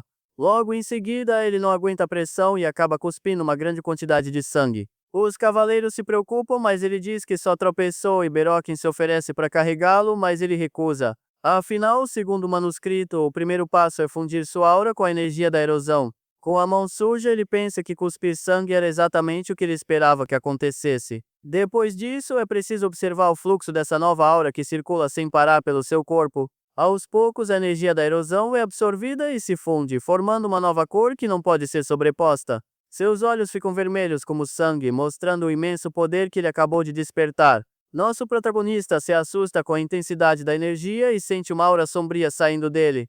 Ele se pergunta se é isso que resta depois de um surto e que nenhuma mente são aguentaria tal poder. Diante da situação, ele decide que talvez seja a hora de usar aquela técnica proibida que aprendeu. A partir daí é revelado que um de seus ancestrais que perdeu a visão encontrou um arquivo secreto. Mas para que ninguém como ele aparecesse de novo, ele deixou um único livro para trás naquele lugar. Contudo, por ser cego, ele não conseguiu decifrar os livros e decidiu fechar a biblioteca secreta. Com uma aura azul, nosso protagonista libera seu poder e se prepara para usar a técnica secreta. Uma energia intensa envolve seu corpo enquanto ele se concentra para controlar o imenso poder. Por enquanto, ele só consegue estendê-la até a ponta dos dedos, mas já é o suficiente para entender o lugar. A técnica é uma percepção extrasensorial baseada em aura que detecta sensações, chamada de sexto sentido. Com um sorriso, ele percebe que o lugar onde ele está agora não está mais totalmente consumido pela erosão. Com um pouco de sangue no canto da boca, ele limpa o rosto e se recompõe depois de todo o esforço. A densidade da erosão enfraqueceu e ele conseguiu superá-la usando seu sexto sentido recém-despertado. Contudo, ele sabe que essa é apenas uma medida temporária e que a energia da erosão sempre traz riscos. Por causa disso, ele ainda vai precisar da maldição da boneca de neve da Bianca para ter um controle total. Mas mesmo assim, com um sorriso, ele se orgulha de ter conseguido suprimir o surto de poder sozinho. Ele pensa que dessa vez deu mais um passo à frente e que está cada vez mais perto de seu objetivo. De repente, ele se assusta e percebe uma presença estranha se aproximando rapidamente dele. Um dos cavaleiros grita apavorado ao ver o Lorde da Erosão bem na frente deles. Nosso protagonista se depara com um monstro gigante com um braço com um rosto humano bem bizarro, mas de repente a criatura abre seus olhos vermelhos e encara o rapaz com um olhar cheio de ódio. A criatura parece estar dormindo tranquilamente sem perceber a presença do nosso protagonista ali. A criatura solta um rugido assustador que ecoa por toda a floresta sombria. Berokin fica completamente chocado com a aparência bizarra daquele monstro. Sem perder tempo, Berokin prepara sua espada com uma aura azul bem intensa. Até nosso protagonista se assusta, pois a criatura é o demônio de Mil Faces. Com um único golpe, o demônio joga os cavaleiros para longe como se não fossem nada. Crouch se lembra da técnica de seu irmão chamada Ignis, uma habilidade de fogo. A partir daí, a espada de Berokin é coberta por chamas e ele se prepara para lutar. Nosso protagonista observa seu irmão se preparando para lutar contra o monstro sozinho. É revelado que a criatura é o demônio de Milfaxis, um monstro de 4 estrelas. Diante da situação, Berokin ordena que todos os cavaleiros se preparem para o combate. Um cavaleiro admira o poder de Berokin e diz que sua skill Ignis é incrível e destrutiva. Essa é a skill Ignis, a habilidade de fogo que torna a espada de Berokin super poderosa. Em um flashback, ele se lembra de Berokin humilhando e queimando seu braço com a Ignis. Com um sorriso, ele se pergunta como seu irmão está agora depois de tanto tempo. Nosso protagonista reflete que antes da regressão, seu irmão era completamente maluco. Nosso protagonista torce para que ele não tenha mudado e libera sua aura sombria. Um dos cavaleiros se apavora e diz que aquela é a maldição que apaga os rostos. De repente, o demônio começa a gritar de dor enquanto uma energia roxa o consome. Por causa disso, até os cavaleiros mais experientes estão com dificuldade de lutar. Um deles diz que a única coisa que eles podem fazer agora é fugir dali o mais rápido. Contudo, Berokin grita para todos avançarem e se prepara para atacar com tudo. Ele acerta o rosto do monstro com suas chamas e a criatura grita de pura agonia. Os outros cavaleiros ficam completamente chocados com o imenso poder de Berokin. O demônio é completamente engolido pelas chamas e seu corpo começa a se desfazer. Ele avisa para não desistirem e diz que vai criar uma brecha para todos atacarem. Com um salto, Berokin desfere um corte de fogo poderoso contra o monstro gigante. Inspirados, os cavaleiros seguem a liderança de Berokin e avançam para a batalha. No meio da luta, Berokin se pergunta se Crouch está assistindo a sua grande vitória. Ele não o encontra e pensa que talvez seu irmão mais novo já tenha morrido em combate. Com o olhar focado, Berokin se prepara para continuar a luta contra a criatura bizarra. Um cavaleiro percebe que o rapaz não está olhando para ele e sim para o demônio de Milfaxis. De repente, o demônio começa a chorar lágrimas de sangue, deixando Berokin bem surpreso. Todos os rostos no corpo da criatura também choram, mostrando uma expressão de pura dor. A partir daí, uma das faces fica com um olhar sombrio e a situação parece muito ruim. Berokin percebe que as coisas estão ficando perigosas rápido e precisa agir logo. A criatura lança vários tentáculos na direção dele que desvia no ar com agilidade. Ele fica chocado e se pergunta de onde vem toda aquela pressão esmagadora do monstro. Ele ordena que todos os cavaleiros foquem seus ataques no demônio de Milfaxis de uma vez. Sendo assim, ele decide que precisa matar o demônio antes que mais anomalias aconteçam. Contudo, seu ataque com aura é bloqueado e ele não entende por que não está funcionando. Com um olhar confuso, ele tenta entender o que está acontecendo no meio daquela batalha. Ele grita para seus cavaleiros não perderem a coragem, pois são da família Walheim. Mas todos os cavaleiros estão parados e sem rosto, como se tivessem sido amaldiçoados. Berokin se apavora e se pergunta se é uma maldição, já que ele nem tocou na criatura. Ele então percebe que a anomalia anterior era parte do plano do monstro para pegá-lo. Com isso, o rapaz entende que foi completamente enganado o tempo todo pela criatura. A partir daí, vemos um flashback do passado de Berokin em uma noite chuvosa e sombria. Ele estava completamente apavorado com a situação perigosa que enfrentava naquele lugar. Escorregando na lama, ele pensa que com certeza vai morrer se continuar ali daquele jeito. Caído no chão, o irmão do protagonista acredita que naquele ritmo ele será aniquilado. Uma mão gigante e sombria se aproxima dele, pronta para esmagá-lo sem qualquer piedade. Berokin se pergunta por que aquilo tudo estava acontecendo justamente com ele naquele momento. Um espírito aparece e o chama de idiota por causa de toda a sua grande incompetência. Logo em seguida, ele se questiona se aquele seria mesmo o momento de sua morte trágica. Ela revela que seu irmão o superou e que ele perdeu todos os cavaleiros tentando fugir. Por causa disso, a garota afirma que um fracassado patético como ele merece morrer ali. Berokin se encolhe de medo e solta um grito apavorado diante daquela situação terrível. Logo em seguida, o monstro gigantesco tenta pisar nele para acabar com tudo de uma vez. No presente, o demônio aproveita a distração dele e o ataca com um soco bem poderoso. No passado, nosso protagonista arrasta seu irmão ferido pela chuva para salvá-lo do perigo. O rapaz mal consegue se manter acordado e olha para seu salvador com muita dificuldade. Com um sorriso, Crouch fica feliz que o irmão acordou, mas Berokin se pergunta o que ele faz ali. Berokin fica surpreso que ele sobreviveu e o rapaz confirma que assistiu tudo de longe. Ele explica que o salvou do pântano, mas Berokin diz que já consegue andar sozinho agora. Nosso protagonista então o questiona se ele tem certeza que não precisa de nenhuma ajuda. O irmão duvida que um corpo que nem usa aura possa fazer algo e fica bem irritado com a situação. Com muita raiva, o rapaz mais velho range os dentes de pura frustração e orgulho ferido. Ele grita que não precisa de ajuda de um idiota e tenta se levantar usando sua espada de apoio. Logo em seguida, ele se assusta com algo e fica com uma expressão de puro pavor no rosto. Berokin pergunta se o demônio está perto e o quão longe estão, mas o rapaz não sabe responder. Uma barreira surge e Crouch explica que a erosão do mundo provavelmente se selou por completo. Berokin fica desesperado ao perceber que eles não podem sair, a menos que derrotem a criatura. Ele xinga de raiva, enquanto nosso protagonista o chama pelo nome para acalmá-lo um pouco. Ele revela que a técnica da Charlotte foi o que o ajudou a lutar contra o Anix no santuário. Berokin se lembra que os dois são filhos da mesma mãe e por isso tem uma ligação especial. Crouch então revela que existe uma arte secreta que a Charlotte o ensinou para finalizar a luta. O irmão duvida que a técnica possa matar o demônio, mas nosso protagonista confirma com certeza.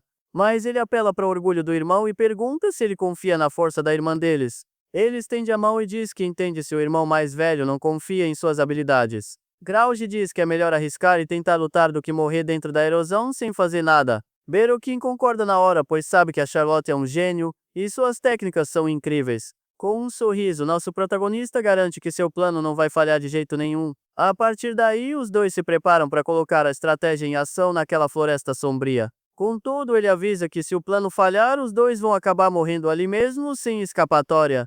Escondidos nos arbustos, eles percebem que o demônio de Mil Faces está se aproximando. Nosso protagonista pergunta se a Ignis está pronta e o irmão confirma com uma chama na mão. Ele então dá o primeiro passo e sai do esconderijo para atrair a atenção da criatura. Com tudo preparado, nosso protagonista avisa que é a hora de começar o plano deles para vencer. Com uma aura azul, nosso protagonista se prepara para usar a técnica secreta de sua irmã. Nosso protagonista fecha os olhos e se concentra totalmente para usar a técnica. Ele se pergunta de onde vem todo aquele foco incrível que ele nunca viu antes no rapaz. Ao ver a aura azul, Berokin fica chocado com o poder que seu irmão mais novo está mostrando. Com um olhar surpreso, ele percebe que a aura que envolve nosso protagonista é bem diferente. Afinal de contas, o rapaz nunca tinha visto uma aura tão pura e poderosa em toda a sua vida. Berokin lembra que duvidou dele, mas agora se pergunta como ele dominou a aura que ele nunca conseguiu. De repente, a voz de Crouch o tira de seus pensamentos, o chamando de irmão Berokin. Nosso protagonista pede a Ignis, e o irmão mais velho concorda enquanto cria uma chama na mão. A partir daí, a espada de aura azul começa a ser coberta pelas chamas da Ignis. Com um novo poder, nosso protagonista agora tem uma aura de fogo bem parecida com a de Berokin. Com um resmungo, o irmão mais velho observa a espada agora coberta de chamas poderosas. Berokin se aproxima e pergunta se tem alguma coisa errada com o nosso protagonista. Berokin percebe que as chamas de Crouch queimam de um jeito muito mais intenso que as suas. O rapaz diz que não e que parece que vai dar tempo, então Berokin não precisa mais ganhar tempo para ele. Ele entende que com aquela espada de fogo, nosso protagonista pode derrotar o demônio de Mil Faces. Ele pensa que se Crouch derrotar o demônio, o que ele será a partir de agora? Ele se lembra que perdeu seus homens e só conseguiu fugir para salvar a própria vida.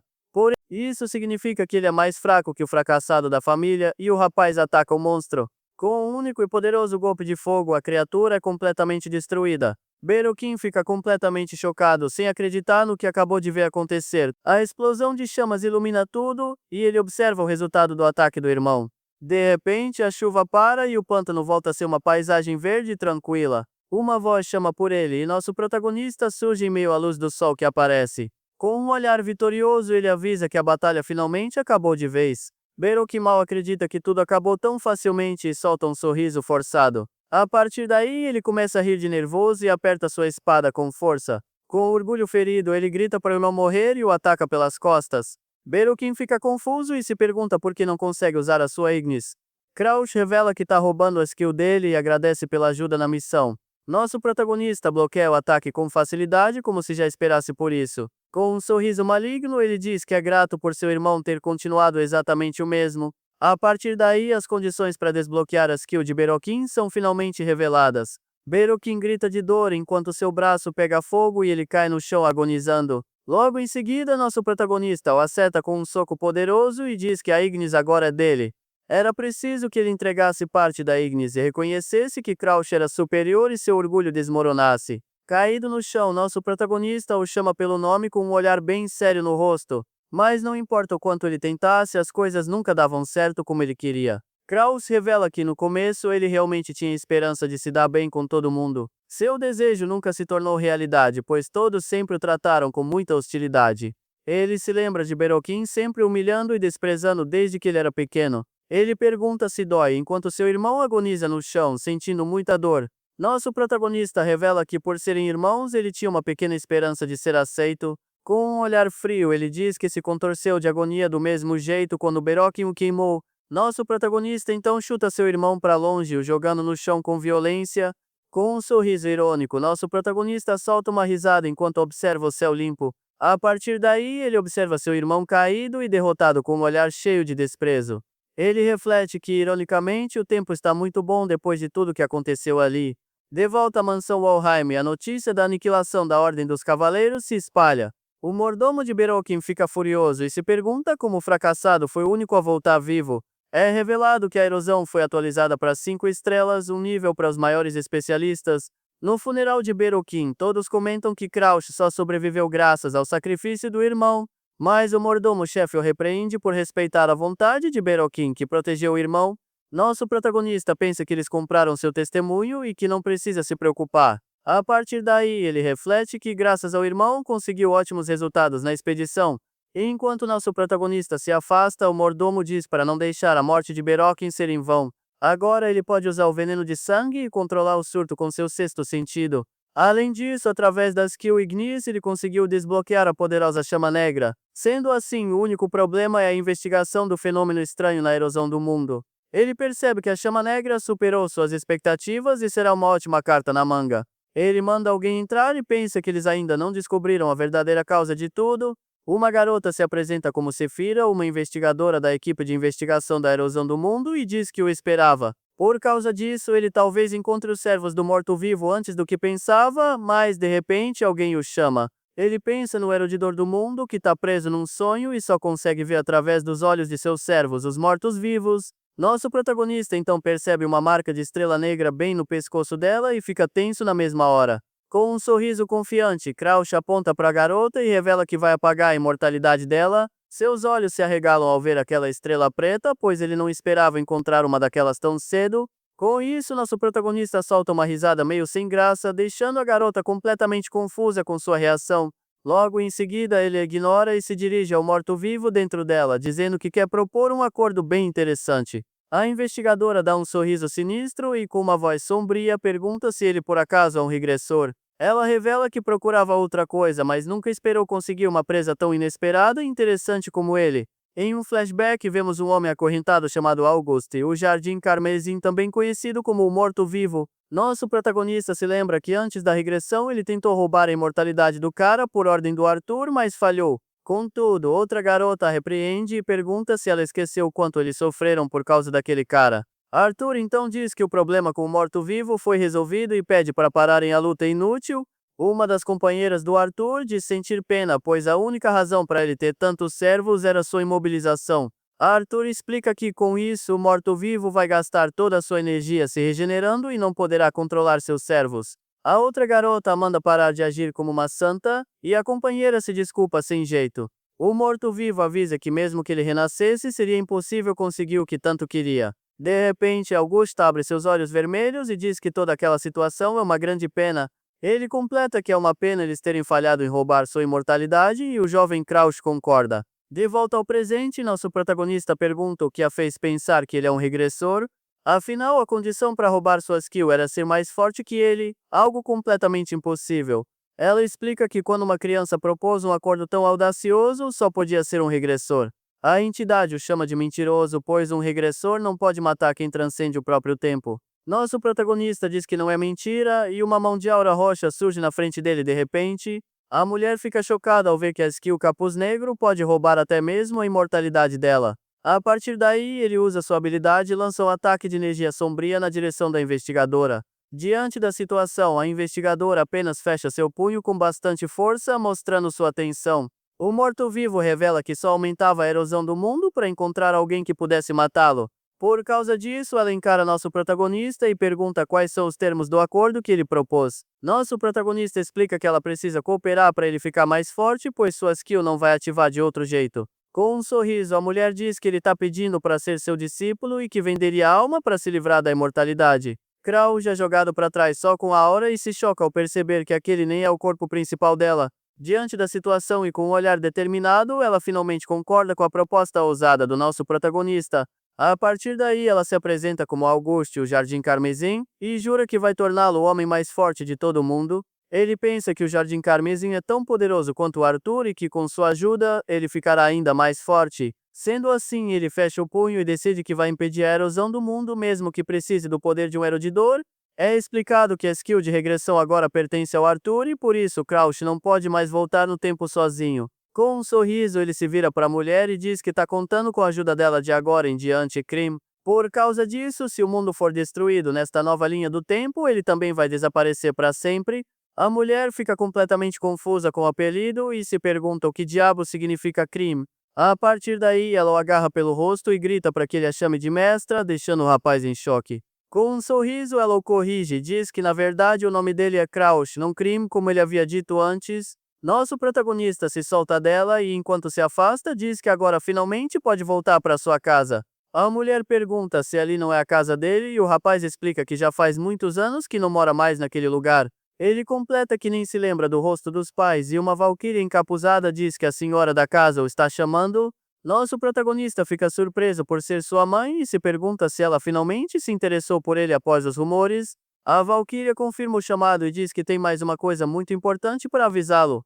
Sendo assim, a valquíria avisa que até lá ele deve ficar na casa principal por ordem da senhora Arya. Ela revela que o Lorde da casa também quer vê-lo, e nosso protagonista fica em choque ao ouvir sobre seu pai. Nosso protagonista pensa que não pode perder tempo, pois Bianca o espera e questiona se a ordem veio mesmo do pai.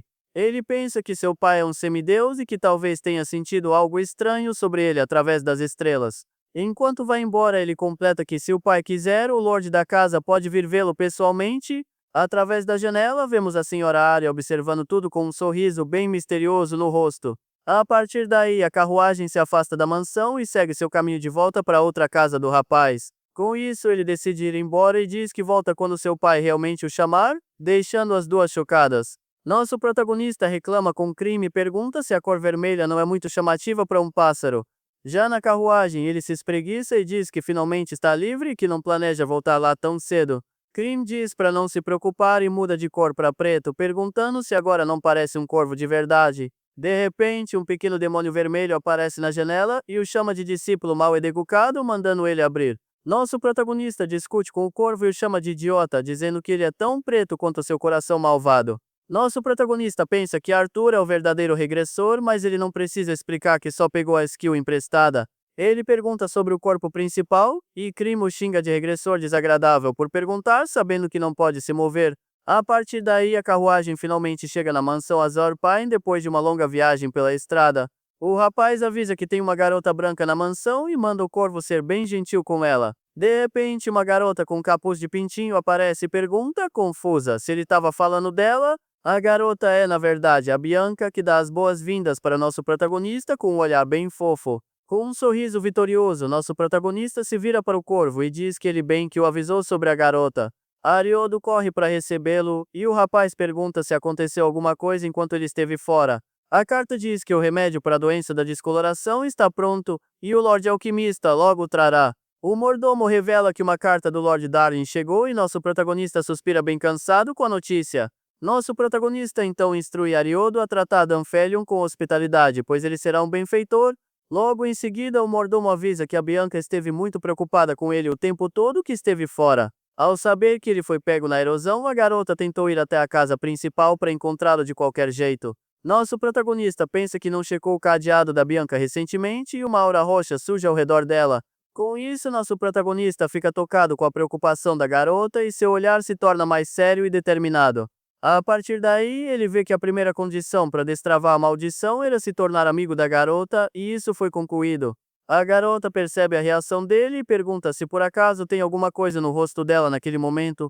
Com isso, Crouch fica completamente chocado ao perceber que o primeiro cadeado da Bianca finalmente foi destravado. Gaguejando, nosso protagonista diz que não e só queria apresentar um novo companheiro enquanto Cream levanta voo. Sendo assim, ele apresenta o corvo como Cream, e Bianca o segura no ar repetindo o nome do novo amigo. Logo em seguida, a expressão do rapaz muda e ele começa a pensar em uma outra coisa muito importante. Ele se pergunta como vai destravar o segundo cadeado, que exige que ele se torne a pessoa mais importante para Bianca. Ela o abraça com força e diz que ele é macio, e nosso protagonista percebe que a garota gosta de animais. Nosso protagonista reflete que isso pode significar pais, filhos ou amigos, mas como são noivos, a opção mais provável é amante. Enquanto isso, Bianca continua tentando pegar o corvo que voa desesperado para longe das mãos dela. A garota o encara com um olhar determinado, mostrando que não vai desistir de seu novo amigo tão fácil. Com o rosto corado, ele pensa que se tornar amante da Bianca sem emoções não era uma condição antes da regressão. Krim pousa na cabeça do rapaz e diz que a garota gostou dele e o nosso protagonista concorda com o corvo. Krim diz que quer confirmar a força dele e avisa que já chega de brincadeira, pois eles vão para o campo de treino. A partir daí, Krim o chama pelo nome e nosso protagonista pergunta o que ele quer saber naquele momento. Sendo assim, vemos nosso protagonista no chão todo acabado e Krim o chama de decepcionante. Krim comenta que ele pode ter chegado até ali usando as artes secretas e a experiência da regressão. A entidade pergunta se aquele é o limite de um regressor e o rapaz diz que já avisou que é um fracassado. Contudo, ele avisa que em 5 anos um gênio de verdade vai deixar todo aquele trabalho duro para trás. A partir daí, o corvo mostra uma aura sombria e diz que, apesar de tudo, ainda existe uma esperança. Kryn o lembra que sua verdadeira habilidade é roubar o talento dos outros, já que ele não tem nenhum. Ele revela sua forma demoníaca e diz que talento bruto não significa nada na frente dele. E para finalizar o treinamento e provar seu valor, nosso protagonista terá um último desafio. Ele promete que vai tirá-lo do fundo do poço e que o rapaz vai conquistar tudo que está acima das nuvens. Ele encara a lua e diz que nem precisa dizer que vai conseguir, pois sua vitória já é certa. A forma espiritual de Augusta aparece e diz para ele roubar até mesmo a sua imortalidade. Com isso, vários dias se passam e vemos a mansão do nosso protagonista em uma manhã bem ensolarada. Com um sorriso determinado, nosso protagonista fecha o punho e aceita o desafio sem pensar duas vezes. De repente, Danfelion aparece todo animado e acena para nosso protagonista com um Yoo-Hoo. Com um grande tada, ele mostra um frasco e revela com orgulho que o remédio finalmente está completo. Sem muita paciência, o rapaz questiona sobre o item que ele pediu e o Lorde Alquimista dá um sorriso. Danfelion o chama de querido. E nosso protagonista pergunta desde quando eles têm essa intimidade toda. O alquimista se gaba de ser um gênio e Crouch diz que não é novidade, pois ele sempre foi um gênio. Enquanto afasta com a mão, Danfelion se lembra que tinha algo muito importante para contar para ele. Ao ouvir o elogio sincero do rapaz, Danfelion fica todo corado e solta uma risadinha bem satisfeito. A partir daí, ele pula para abraçar nosso protagonista, que grita desesperado, mandando ele parar com aquilo. Ele revela que ouviu dizer que o Onyx mudou bastante, e nosso protagonista fica surpreso com a notícia. Irritado, ele manda Danfelion ir embora de uma vez e Kryn comenta que o reino não é grande coisa. Com vergonha, o rapaz pensa que até um traidor como Onyx foi influenciado por ele e acha isso desnecessário. O Lorde Alquimista explica que mesmo depois de parar de treinar, Onyx voltou com tudo após o incidente no santuário. Danfelion dá um beijo na bochecha dele e Kryn diz que sabe a fórmula e que é só passar para o alquimista. Sendo assim, ele manda o rapaz pedir para o Lorde Alquimista, que nasceu sob a estrela da alquimia, fazer alguns. A entidade diz que o corpo fraco do rapaz é perfeito, pois já planejava fortalecê-lo com elixires espirituais. É explicado que os elixires espirituais são remédios que melhoram as habilidades físicas e a aura de quem os toma. Nosso protagonista garante que vai cuidar dos custos e pensa que pode usar o conhecimento de sua vida passada. A partir daí, Krim manda o rapaz repetir o que ele disser, e ele começa a listar os ingredientes do elixir. Nosso protagonista chama Danfelion de querido e diz que tem mais um pedido, e o alquimista reclama por ele tê-lo mandado embora. Crouch então pede para ele fazer um elixir espiritual, e o Lorde pergunta se a notícia do Onyx o motivou de repente. Ao ouvir a receita completa, Danfelion fica completamente chocado com a precisão dos detalhes. Enquanto ele explica a fórmula secreta para o elixir, o Lorde Alquimista o escuta com uma cara de desconfiado. Logo em seguida, ele começa a anotar tudo desesperadamente em seu caderno para não esquecer de nada. O alquimista pergunta onde ele conseguiu a fórmula e Crouch diz que é um segredo de família, deixando-o impressionado. Danfelion diz que adoraria tentar fazer o elixir, mas o problema real é conseguir todos os ingredientes raros. Ele revela que nem mesmo ele consegue o fungo solar da neve branca ou a erva do dragão dourado facilmente. Nosso protagonista diz que vai pedir para sua noiva, já que a família dela é de Hardenheart, e o alquimista concorda. Sendo assim, só resta a erva do dragão dourado, que cresce perto de ninhos de dragões e é bem rara de achar. Ele completa que poderiam comprar no mercado negro, mas teriam problemas sérios se o Império descobrisse. Contudo, Danfelion diz que para um garoto como ele existe um outro jeito e o rapaz fica bem curioso. Ele revela que o prêmio do torneio de artes marciais para jovens é a erva do dragão dourado e que é um ótimo método. Nosso protagonista diz que, por ser um Valheim, participar do torneio complicaria tudo politicamente. Com um sorriso, Dan Filhão revela que tem um plano e oferece uma poção rosa para o rapaz beber. Crouch pega a poção e pergunta, desconfiado, se aquilo vai deixá-lo invisível ou algo do tipo. Sem nenhum aviso, nosso protagonista bebe a poção e solta um grito de dor agonizante de repente. Ele se transforma numa garota e o alquimista diz que ele pode entrar se ninguém o reconhecer. Enquanto isso, Crimo observa toda aquela confusão com uma cara de quem não está entendendo nada. O Lorde o abraça, dizendo que ele só precisa virar uma garota e o rapaz grita para desfazê-lo. Com uma aura sombria, o rapaz, agora garota, pergunta se Danfelion tá tirando sarro da cara dele.